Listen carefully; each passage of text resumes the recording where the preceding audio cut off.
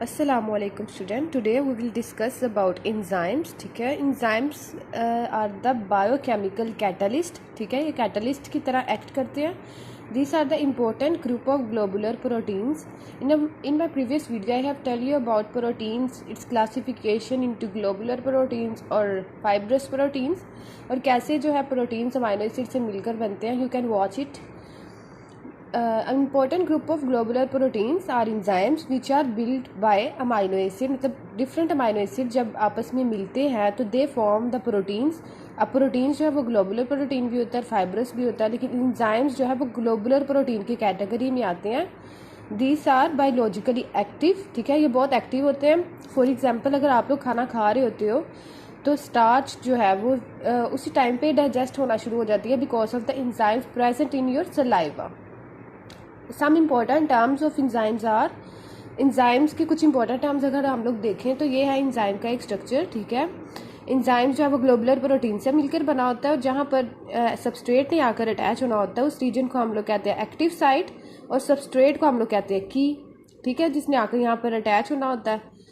So the catalytic activity is restricted to a small portion called as active site. जो इसकी catalytic activity है enzyme की वो सिर्फ स्मॉल पोर्शन पे ही डिपेंड करती है, उसको हम एक्टिव साइट कह देते हैं. और रिएक्टेंट जिसने आकर यहाँ पर अटैच होना उसको हम सबस्ट्रेट कहते हैं जो कि फ्यू अमाइनो एसिड से मिलकर बना होता है. Some enzymes consist solely of protein. कुछ एंजाइम्स ऐसे होते हैं जो सिर्फ ग्लोबुलर प्रोटीन से मिलकर बने होते हैं, लेकिन कुछ ऐसे होते हैं जिसमें नॉन प्रोटीन भी पार्ट प्रेजेंट होता है जिसको हम लोग कोफैक्टर कहते हैं. Non protein part is called cofactor. For example magnesium, copper, iron, zinc and etcetera. अब कोफैक्टर देख लेते हैं. कोफैक्टर का क्या काम है? नॉन प्रोटीन पार्ट तो हमें पता चल गया एंजाइम में प्रेजेंट होता है. It is essential for proper enzyme functioning. Proper functioning of enzyme के लिए cofactor is very important. It acts as a bridge between enzyme और सबस्ट्रेट. एंजाइम और सबस्ट्रेट के दरमियान में ये एक ब्रिज की तरह एक्ट करता है और प्रॉपर एंजाइम की फंक्शनिंग के लिए इसको फैक्टर वेरी इंपॉर्टेंट. कैटालाइसिस करवाता है, केमिकल एनर्जी का सोर्स है. आप लोगों ने दो चीज़ें हमेशा याद रखनी है कि कोफैक्टर जो है it brings about catalysis and source of chemical reaction. इसके बगैर एंजाइम जो है वो प्रॉपर फंक्शनिंग ही नहीं कर पाएगा, तो कैटालाइसिस इज नॉट पॉसिबल. अगर तो कोफैक्टर जो है वो डिटैचेबल है तो उसको हम एक्टिवेटर कहेंगे if it is an inorganic ion. Detachable cofactor is known as activator if it is an inorganic ion. For example fructose 2,6 bisphosphate. ठीक है, अगर तो कोफैक्टर वो डिटैचेबल है और इनऑर्गेनिक आयन है तो उसको हम लोग कहेंगे एक्टिवेटर. ठीक है, फॉर एग्जांपल फ्रुक्टोज 2,6 बिसफॉस्फेट. उसके बाद हम लोग देख लेते हैं कि नॉन प्रोटीन पार्ट यानी कि कोफैक्टर जब प्रोटीन पार्ट के साथ अटैच होता है तो उसमें दो पॉसिबिलिटीज़ होती है. या तो वो कोवलेंटली बॉन्डेड होता है या वो लूजली अटैच होता है. कोवलेंटली मतलब स्ट्रॉन्ग बॉन्डिंग बनाता है या फिर लूजली अटैच हो जाता है. अगर तो वो कोवलेंटली बॉन्डिंग है कोफैक्टर की प्रोटीन पार्ट एंजाइम के साथ तो प्रोस्थेटिक ग्रुप कहेंगे, लेकिन अगर लूजली अटैच है तो उसको हम को एंजाइम कहेंगे. Vitamins are the raw material for coenzymes. ठीक है, को एंजाइम्स जो है वो वाइटामिन से ही मिलके बने होते हैं. So vitamins are the raw material.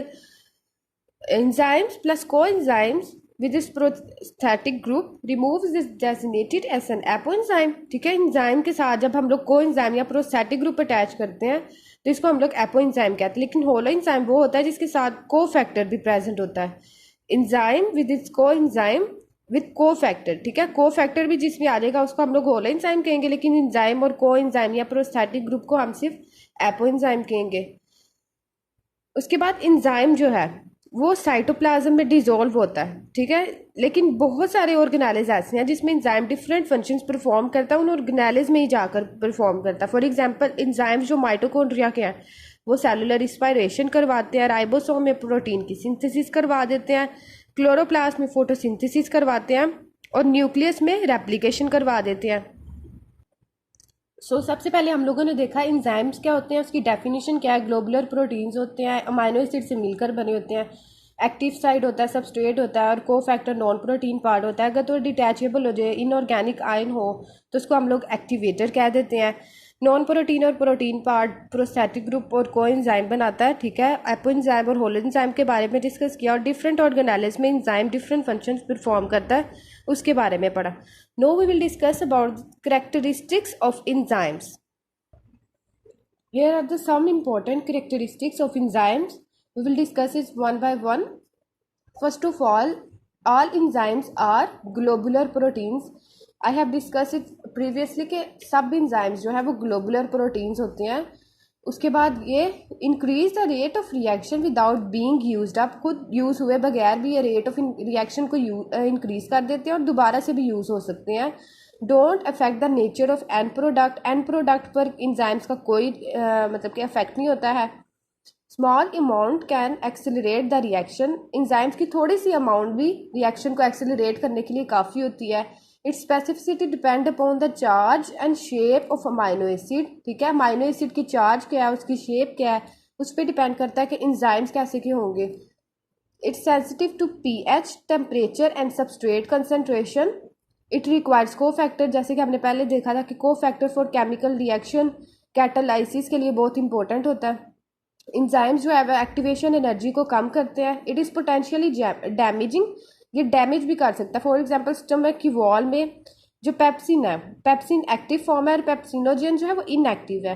तो स्टमक में पेप्सिनोजेन प्रेजेंट होती है इनएक्टिव फॉर्म में. लेकिन अगर पेप्सिन जो है वो हमें चाहिए हो तो HCl की ज़रूरत पड़ती है. ठीक है, पेप्सिनोजेन जो ऑलरेडी प्रेजेंट होता है इनएक्टिव फॉर्म में HCl के साथ मिलता है at pH to form the pepsin. Pepsin क्या करता है स्टमक में, डाइजेस्ट करता है फूड को. ठीक है, अगर पेप्सिन प्रेजेंट हो हर टाइम स्टमक में तो it can damage the walls of stomach. So अल्लाह ताला ने एक मैकेनिज्म बनाया हुआ है कि स्टमक में जो है वो पेप्सिनोजेन प्रेजेंट होता है इनएक्टिव फॉर्म में. लेकिन जब हम लोग खाना खाते हैं वो स्टमक तक पहुंच जाता है तो HCl की मदद से वो पेप्सिन में कन्वर्ट हो जाता है ताकि वो फूड को डाइजेस्ट कर सके. Then we will study the mechanism of enzyme action. mechanism of enzyme action may be single step or may be multi step we will discuss after in biotechnology bioenergetics के chapter में हम लोग देखेंगे कि Krebs cycle और glycolysis में कैसे enzyme action होता है. एंजाइम्स की मदद से ये सारे रिएक्शंस हो रहे होते हैं. First we'll study the single step mechanism. Enzyme substrate के साथ बाइंड करेंगे, एंजाइम सबस्ट्रेट कॉम्प्लेक्स बनाएगा, फिर इंजाइम जो है वो अलहदा हो जाएगा बिकॉज इट कैन बी री use again and again and it does not affect the property of and product. और प्रोडक्ट हम लोग को मिल जाएगा. इंजाइम हम लोग दोबारा भी दूसरे रिएक्शंस में यूज कर लेंगे. अब enzymes plus substrate binding site for correct binding और रिकॉग्निशन. इंजाइम के पास दो साइट्स होती हैं, बाइंडिंग साइट और कैटालिटिक साइट. बाइंडिंग साइट जो है वो बाइंड करवाती है इंजाइम और सबस्ट्रेट को और करेक्ट रिकॉग्निशन करवाती है ताकि इंजाइम सबस्ट्रेट कॉम्प्लेक्स बन सके. उसके बाद इंजाइम सबस्ट्रेट कॉम्प्लेक्स एक्टिवेट करता है कैटालिटिक साइट को ताकि वो इंजाइम प्लस प्रोडक्ट बना सके. उसके बाद इंजाइम टू इंजाइम एसोसिएशन कैसे होती है. ये डिफरेंट इंजाइम्स है 1, 2, 3 and 4. That is the substrate. ठीक है, और that is the final product.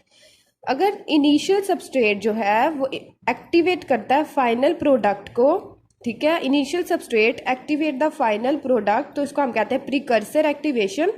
लेकिन अगर final product inhibit the activity of enzymes तो उसको हम कहते हैं फीडबैक इनहिबिशन. प्रोडक्ट अगर इनहिबिट करेगा रिएक्शन को तो उसको हम कहेंगे फीडबैक इनहिबिशन. लेकिन अगर इनिशियल सबस्ट्रेट एक्टिवेट करेगा फाइनल प्रोडक्ट को तो उसको हम कहेंगे precursor activation. So that's all about today's lecture.